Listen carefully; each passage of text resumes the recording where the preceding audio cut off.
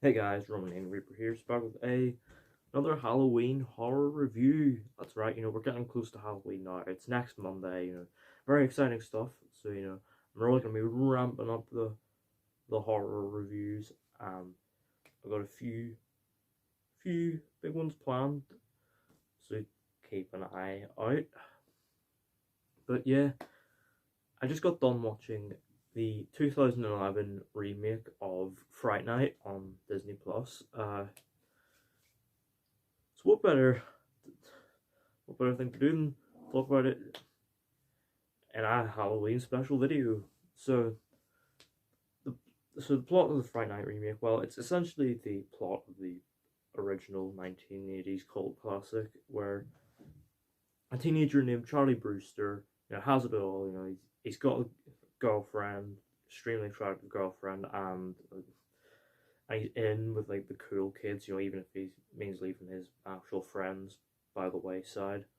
When all of a sudden he starts to suspect that his charming new neighbor Jerry may in fact be a vampire, and he goes to Las Vegas magician slash vampire slayer Peter Vincent for help. So, given that this is a remake, you could probably put into question how actually necessary it is, especially since, it's that sort of philosophy with all remakes. The original's not going to go away, so like, why bother redoing something that's already got a bit of a following and it's already sort of somewhat beloved in its own right. But you know what? Sometimes it pays to to do a remake, even if it's not entirely necessary. Because this was, it was a lot of fun. I will admit it did sort of start off on kind of uneven footing. Like, it took a little bit for the horror element and the comedy element to sort of get onto any more steady ground. But once the plot properly gets going, like, it's a lot of fun to watch. The horror stuff, while never properly scary, and as I've said several of these videos by now, I'm not someone that's easily scared by stuff in horror films, so that's yeah. And the comedy element, it's never properly gut busting, but there are definitely a fair amount of kind of hearty chuckles. Yeah. And the comedy is sold very well by Anton Yelchin as this cool, confident, but sort of dweeby guy as Charlie, and I really enjoyed his whole arc as well. He starts off as kind of a nerd and becomes like cool and has to kind of like mesh the nerdy dweeby guy and the cool confident guy together to take action to stop the vampires. It's very compelling arc. It's simple, but it works, and he did grow and change over the course of the film. And Anton Yelchin, rest in peace, sells it very well.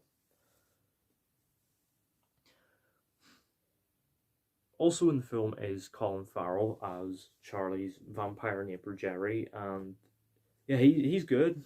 He's good. He's very charming and charismatic. Putting on a front.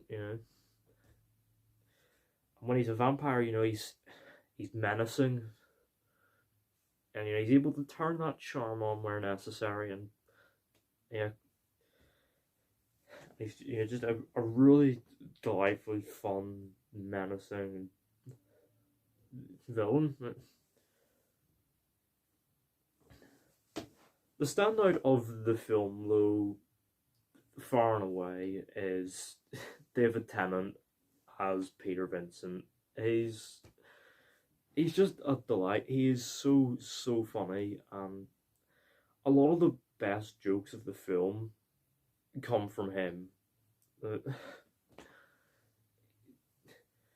He's also got a slightly got a slightly more serious and emotional side, as he hints at having a past trauma related to vampires that becomes sort of part of his motivation to help Charlie.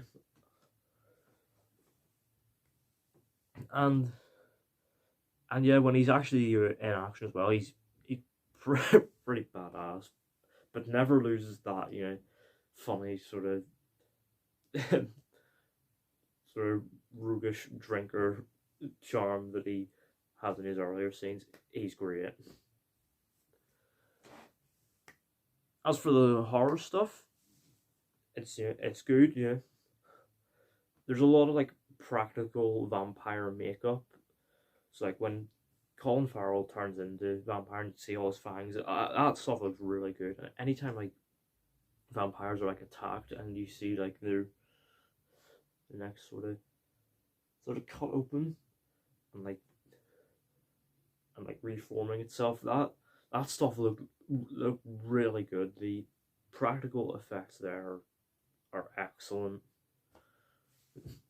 Unfortunately though, when the film uses CGI, it does not look so good.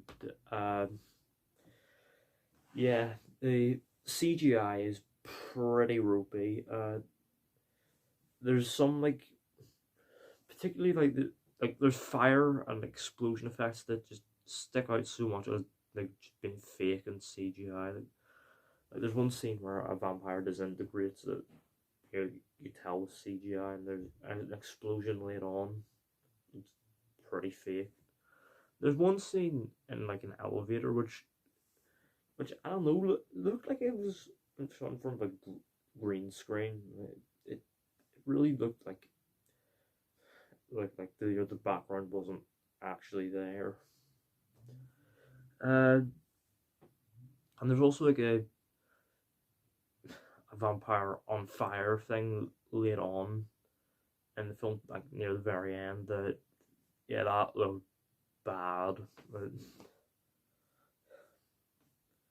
And also, I will say, in regards to the film, some of the supporting characters, particularly some of Charlie's schoolmates and arguably his mum, feel kinda underdeveloped. But really though, the focus is on Charlie and Jerry, and that stuff is really good. And as I said, it's just so much fun to watch. It's funny. It's got that that uneasy element of dread of the vampire stuff, and the action is pretty damn good as well. Like we get some really fun human on vampire action, particularly at the very end, where it's Charlie and Peter Vincent versus Jerry.